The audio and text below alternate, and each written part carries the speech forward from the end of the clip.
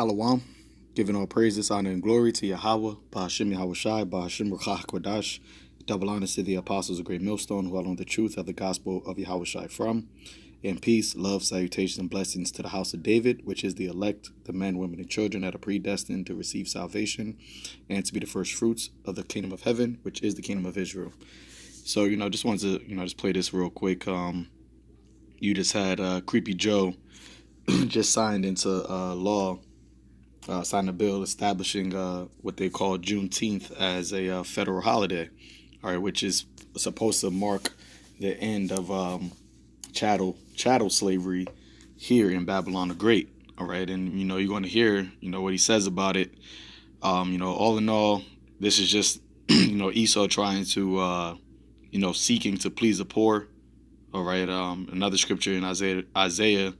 The 33rd chapter, which I'll get, came to mind as well. But as the the prophecies are prophecies of the end of Esau's age are continuously coming to pass. The elect of Israel is waking up. You have a lot of people that are still asleep. A lot of our people that are still under the wine of Babylon the Great that are seeing this as some type of great achievement. Some type of victory, but the elect that are here in America and throughout the four corners of the earth, this doesn't move us. This doesn't appease us. This doesn't wash away the the abominations or the sin or the wickedness, I should say, that Esau has done to the people of the Lord. So, I just want to play this, just to show it. And then, like I said, I'll get the precept. Juneteenth marks both a long, hard night of slavery and subjugation and a promise of a brighter morning to come. This is a day of profound, in my view, profound weight and profound power. A day in which we remember the moral stain, terrible toll that slavery took on the country and continues to take. What I've long called America's original sin. Juneteenth. Yeah, so you see how he says America's original sin, but it's definitely not Esau's original sin, because this devil been, sinning, right, since the garden, which we'll get that real quick because the spirit that's in Esau is a spirit that was in Cain, right? The book of Genesis 4, go straight to the point, verse 5. It says, "But unto Cain and his offering he had not respect, the he being the Most High. And Cain was very wroth," which meaning angry, "and his countenance fell. And the Lord said unto Cain, Why art thou wroth, and why is thy countenance fallen? If thou doest well," all right, let's see what this word well means. To be good, well, joyful, to make a thing good or right or beautiful, which this devil is the master of disaster. As it says in the book of Revelation, destroy him which destroyeth the earth. So Esau, Edom, cannot do well. He cannot make something beautiful. He cannot, do what's upright. All right, the scriptures also says in the book of Habakkuk, chapter 2, Salakia, chapter 1, no, Salakia, chapter 2, that what? The soul that is lifted up is not upright in him. So it says, if thou doest well, thou shalt thou not be accepted. And if thou doest not well, sin lieth at the door, and unto thee shall be his desire, and thou shalt rule over him. Okay, so it says, sin is going to lie at Esau's door, all right, meaning the door of his mind. And that's why the scripture says in the book of, Micah, chapter 2, verse 1, woe unto them that devise iniquity and work evil upon their beds, right? Because that's the only thing that's on Esau's mind is how to do wickedness, how to do evil, how to do iniquity, how to cause some to fall, which is also written. That says, let me finish this. And when the morning is light, they practice it, because it is in the power of their hands. All right, it's in the power of Esau's hand to practice evil, to practice iniquity. and then also not just for himself, but to also cause Israel specifically to fall as well, because as long as Israel is fallen from their proper estate, then Esau, Edom can maintain his power.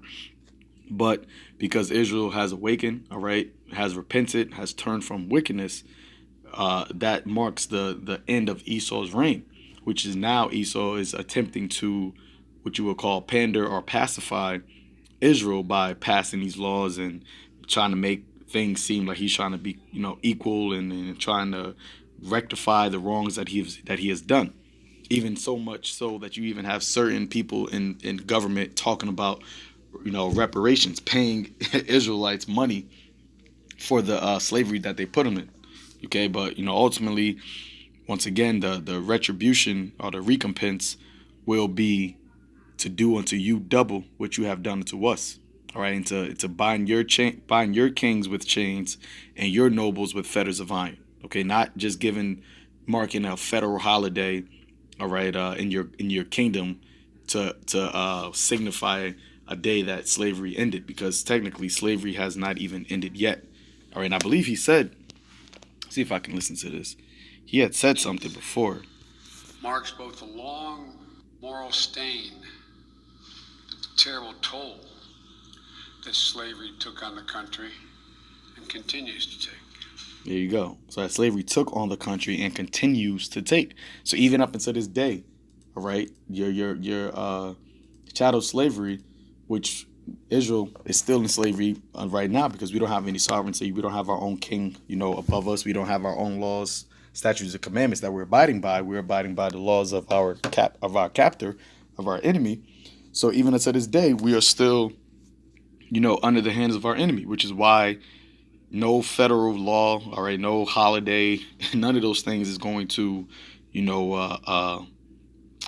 rectify the wickedness, the hell that you put on the Lord's people, which is why we are hastening the day of the coming of Yahushai, because when that day happens, that's when we're going to finally get recompense, retribution. All right, but this is Proverbs chapter 4, verse 16. It says, "For they sleep not except they have done mischief, and their sleep is taken away unless they cause some to fall." All right, and this is what Esau is doing. He's trying to cause Israel to fall by way of pacifying them. Trying to make it seem as if they're sorry and let bygones be bygones type of mentality. I believe that's in Job, the 20th chapter. All right, this is Job chapter 20, verse start at 9. It says, "The eye also which saw him shall see him no more," speaking about the wicked Esau, Edom, "neither shall his place any more behold him. His children seek to please the poor." All right, and who is the poor? That's speaking about Israel. All right, the Israelites are the poor, the lowly, the needy of the earth, the meek of the earth. All right, especially starting with the elect.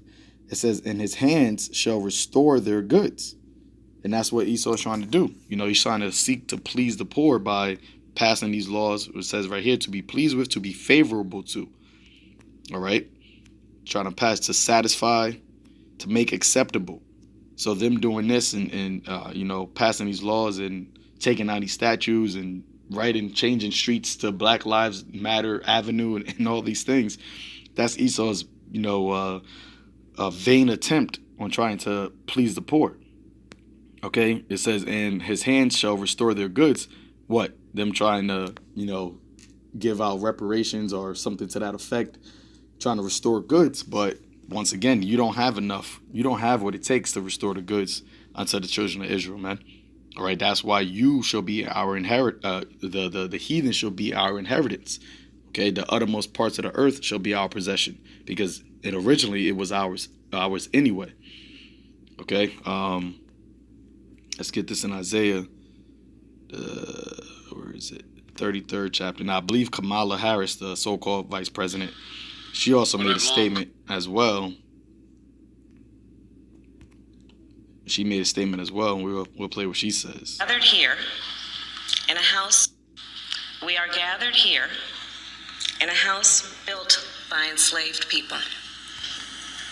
We are footsteps away from where President Abraham Lincoln signed the Emancipation Proclamation.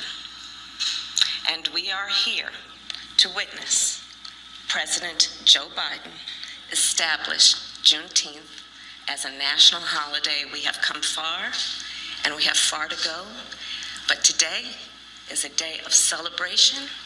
It is not only a day of pride, it is also a day for us to reaffirm and rededicate ourselves to action. And with that, I say, happy Juneteenth, everybody.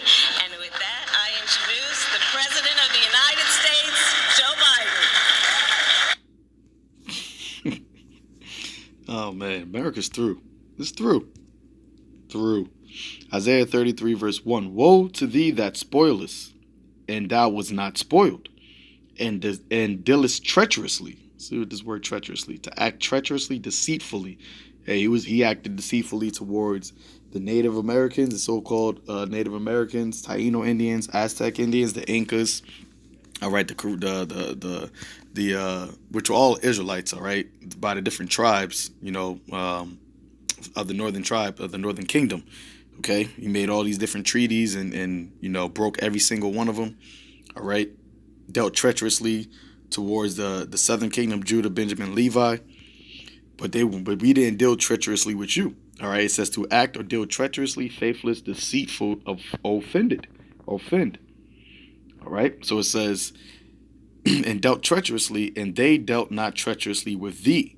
When thou shalt cease to spoil, thou shalt be spoiled. And when thou shalt make an end to deal treacherously, they shall deal treacherously with thee.